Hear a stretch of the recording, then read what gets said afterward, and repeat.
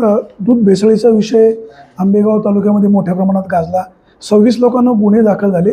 13 आरोपी अद्यापही पोलिसांना सापडत नाही.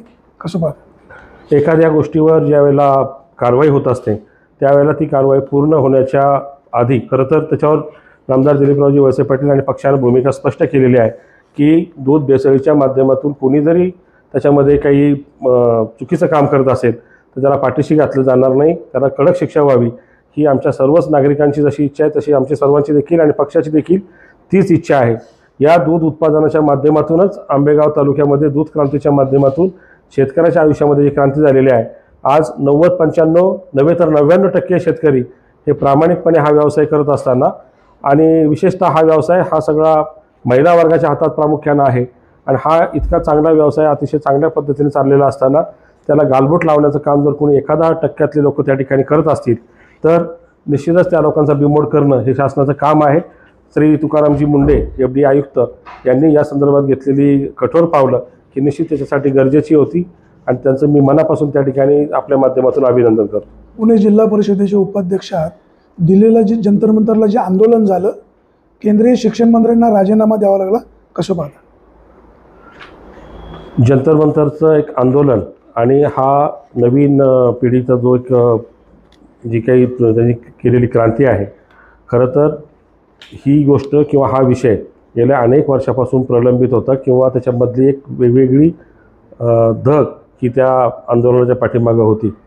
जवळपास देशभरामध्ये 21-22 विद्यार्थ्यांनी आत्महत्या केली आणि अनेक लोकांचं आयुष्य वर्ष 2 वर्ष त्यांचे कष्ट हे वाया गेल्याच्या नंतर पुन्हा वर्षभर नीटचा अभ्यास करून ती परीक्षा देणं ही तेवढी सोपी गोष्ट नाही आणि म्हणून याचा जन आक्रोश हा मोठ्या प्रमाणामध्ये होता.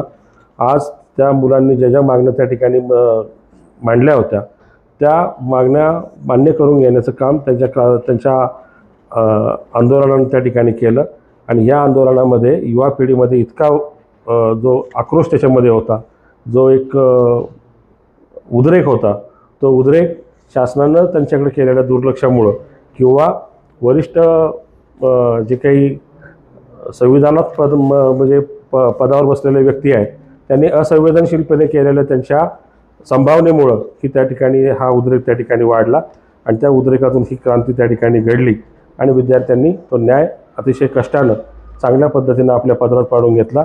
याच्यामध्ये एक वैशिष्ट्य आपल्या सर्वांना जास्त जे भावलेलं आहे की ह्या संपूर्ण आंदोलनाची दिशा कुठेही भरकटू न देता महात्मा गांधींचा सत्याग्रह आणि बाबासाहेब आंबेडकरांनी दिलेलं संविधान ह्या 2 गोष्टींच्या चाकोरीमध्येच आंदोलन केलं गेलं आणि आजही महात्मा गांधी आणि डॉक्टर बाबासाहेब आंबेडकरांचं संविधान हे आजही आजच्याही काळामध्ये तितकंच आपल्या सगळ्यांसाठी महत्त्वाचं आणि गरजेचं आणि मार्गदर्शक आहे हे त्यातून अधोरेखित झालं.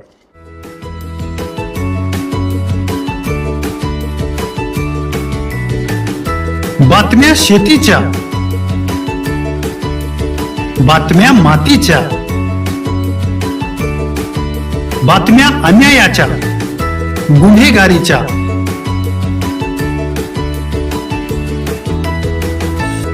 राजकारणाच्या आणि समाजकारणाच्या, शोषणाविरुद्ध बुलंद आवाज, जनसामान्यांच्या हुंकाराची गाज, सत्कार्याला प्रोत्साहन, दुष्कृत्याला अनुशासन, निर्भीड, निस्पृह, सडेतोड, बेधडक आणि रोखटोक म्हणजेच विघ्नहर टाइम्स. शोध बातमीचा, ध्यास सत्याचा. आपलं चॅनल, आपली बातमी.